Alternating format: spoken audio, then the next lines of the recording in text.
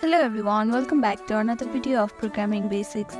In this video, we are going to learn how to add DreamHost email to iPhone.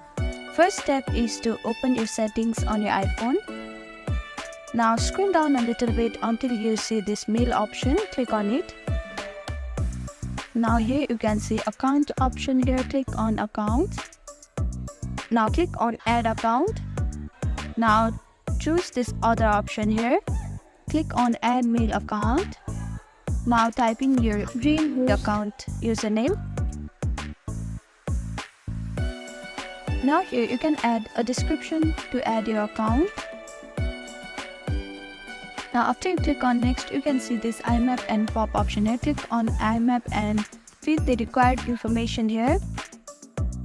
Now after that you can see next option here. Click on next, and these are the simple steps that you can follow if you want to add your DreamHost email username on your iPhone.